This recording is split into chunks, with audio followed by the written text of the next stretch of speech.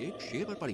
काला कौवा उस शेर को देखकर अपने आप से बोला, ये तो किसी दूसरे जंगल का शेर मालूम होता है, मगर ये यहाँ पे क्या कर रहा है? मुझे महाराज को इसकी सूचना देनी चाहिए। काला कौवा तुरंत राजा के पास जाकर बोला, महाराज, हमारे जंगल में दूसरे जंगल का शेर घूम रहा है, मुझे उसके इरादे कुछ सही नहीं लग रहा है। ये सुनकर शेर राजा क्रोधित होकर बोला, दूसरे जंगल के शेर की इतनी हिम्मत कि वो मेरे जंगल में घूम रहा है, मैं उसे छोड़ूंगा नहीं। बताओ कहाँ पर है वो?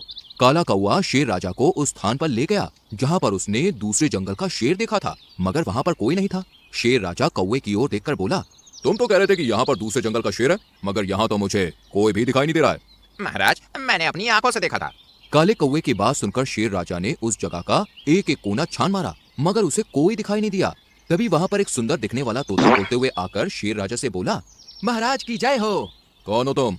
मेरा नाम पोपट है। महाराज, मैं इस जंगल से गुजर रहा था कि तभी मैंने देखा कि यहाँ पर एक बड़ा ही भयानक दिखने वाला भेड़िया टहल रहा है। मुझे लगा कि इसकी सूचना सबसे पहले आपको देनी चाहिए, क्योंकि आप जंगल के महाराज हैं। कहाँ है वो भेड़िया? आइए मेरे साथ। तोता शेर राजा को घनी झाड़ियों में ले गया जहाँ पर एक काला भेड़िया छुपा हुआ था। शेर राजा भेड़िए की ओर देखकर बोला, कौन है रे तू और यहाँ पर क्या कर रहा है तू? मगर भेड़िया शेर राजा को देखकर दुम दबा के भाग गया। शेर राजा तोते की ओर देखकर बोले, तुमने तो बिल्कुल सही सही बताया, और मेरा एक सलाहकार काला कौवा है जिसने मुझे बेवजह परेशान किया। मैं आपकी बात का मतलब नहीं समझा महाराज। मेरा सलाहकार एक मूर्ख काला कौवा बोल रहा था कि उसने यहाँ पर दूसरे जंगल का शेर देखा है, मगर यहाँ पर तो मुझे कोई भी शेर दिखाई नहीं दिया। तोता काले कौवे का मजाक उड़ाते हुए शेर राजा से बोला, महाराज, सबसे पहले तो आपको अपने सलाहकार को बदल देना चाहिए। आपको एक दूसरा सलाहकार चुनना चाहिए जो कि देखने में सुंदर भी हो और सच्चा भी हो। तुम तो बातें बहुत अच्छी करते हो पोपट, और तुम सुंदर भी हो, तुम मुझे अच्छे लगे, आज से तुम ही मेरे सलाहकार हो। इतना बोलकर शेर राजा काले कौवे की ओर देखकर बोला, और सुनो काले कौवे, आइंदा मेरी गुफा के आसपास भटकने की कोशिश भी की तो तुम्हें जंगल से धक्के देकर बाहर निकाल दूंगा, समझे?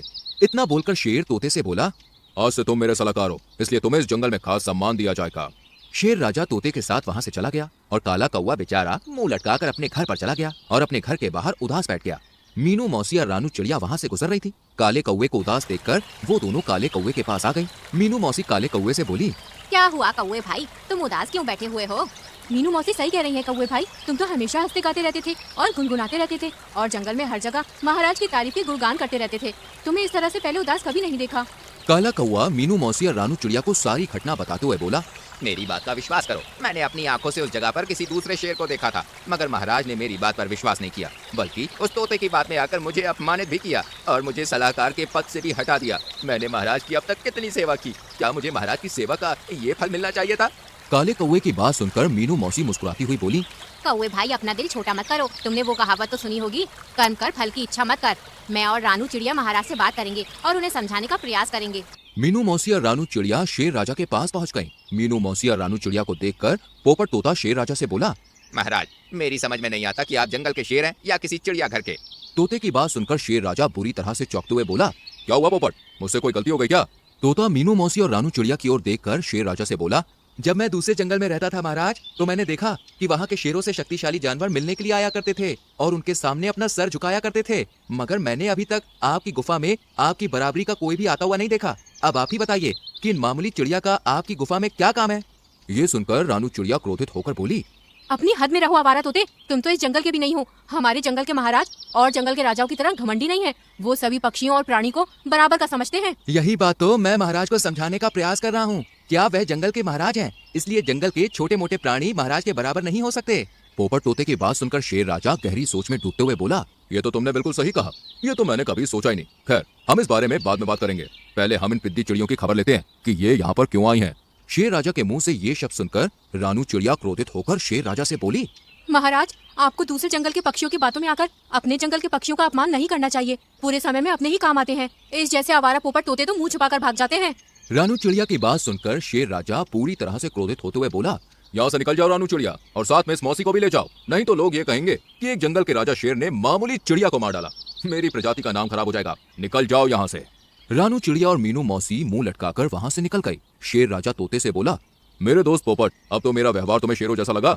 हाँ, अब मुझे लगा कि मैं एक असली शेर का सलाहकार हूँ। रानू चिड़िया गुस्से से एक पेड़ पर जाकर बैठ गई। मीनू मौसी रानू चिड़िया से बोली, अपना दिल छोटा मत करो रानू। महाराज अपने आप को समझते क्या है? उन्हें कोई अधिकार नहीं सामने वाले को अपमानित करने का। समय का इंतजार करो रानू, महाराज को सब समझ आ जाएगा। कुछ दिन ऐसे ही बीत गए। पोपट तोते ने शेर राजा के दिल में अच्छी खासी जगह बना ली थी। वो दिन भर शेर राजा के गुणगान करता रहता है और शेर राजा अपनी ही तारीफ सुनकर खुश होता रहता है। एक दिन की बात है, शेर राजा अपने सलाहकार पोपट तोते के साथ जंगल में टहल रहा था कि तभी अचानक झाड़ियों से एक खूंखार शेर निकलकर शेर राजा के सामने आकर खड़ा होकर बोला, ना जाने मैं कब से इस मौके की तलाश में था मूर्ख शेर, आज मौका मिल गया। अब मैं तुझे मारकर इस सारे जंगल पर कब्जा कर लूंगा और जंगल के सारे प्राणियों को खा जाऊंगा। शेर राजा क्रोधित होकर खूंखार शेर से बोला, तुझे क्या लगता है कि तू मुझे ऐसे ही हरा देगा? अरे मुझे हराना इतना आसान काम नहीं है। शेर राजा की बात सुनकर खूंखार शेर हंसने लगा। तभी झाड़ियों से दो भेड़िए निकलकर खूंखार शेर के बगल में खड़े हो गए। खूंखार शेर शेर राजा से बोला, मैं यहाँ पर तुझसे अकेले मुकाबला करने नहीं आया हूँ, क्योंकि मैं तेरी तरह मूर्ख नहीं हूँ। अरे मेरे साथ साथ मेरे ये दो वफादार भेड़िए भी हैं जो तुझे चीर फाड़ कर रख देंगे। शेर राजा तुरंत पोपट तोते से बोला, पोपट, जल्दी से जाकर मेरे दोस्तों को खबर दो, उनसे कहो कि उनके राजा की जान खतरे में है। पोपट उस खूंखार शेर को बुरी तरह से देखकर डर गया। वो डरते हुए शेर राजा से बोला, नहीं महाराज, मैं ऐसा नहीं कर सकता। अगर आप युद्ध में हार गए तो ये खूंखार मुझे मार डालेगा। खूंखार शेर तोते से बोला, तू तो बहुत ही समझदार है तोते। मुझे यहाँ से जाने दो, जाने दो। नहीं, तुझे भी अपने महाराज के साथ मरना होगा, क्योंकि तू इस शेर राजा का सलाहकार है। अरे मैं कोई सलाहकार नहीं हूँ, मैं तो एक आजाद पक्षी हूँ जो जंगलों में घूमता रहता हूँ। जहाँ भी मुझे कोई ताकतवर दिखता है मैं तो बस उसकी तारीफें करता हूँ, उसके साथ हो जाता हूँ। आप अगर शेर राजा को हरा देंगे तो मैं आपकी तरफ हो जाऊंगा। तूने मुझे क्या इस शेर राजा की तरह मूर्ख समझा है, जो मैं तेरे जैसे चापलूस और मतलबी तोते को अपना सलाहकार बनाऊंगा? अपनी जान बचाकर यहाँ से भाग जा, नहीं तो बेमौत मारा जाएगा। पोपट तोता तुरंत अपनी जान बचाकर वहाँ से उड़नछू हो गया।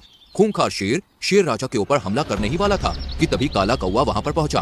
काले कौवे ने बड़ी ही फुर्ती से खूंखार शेर की आंख के ऊपर हमला कर दिया और पेड़ पे जाकर बैठ गया। खूंखार शेर बुरी तरह से तिलमिला कर रह गया और गुस्से से बोला, मुझे कुछ दिखाई नहीं दे रहा, किस बेवकूफ ने मेरी आंखों पर हमला किया? तुम दोनों खड़े क्यों हो? उसे पकड़कर मेरे सामने लाओ।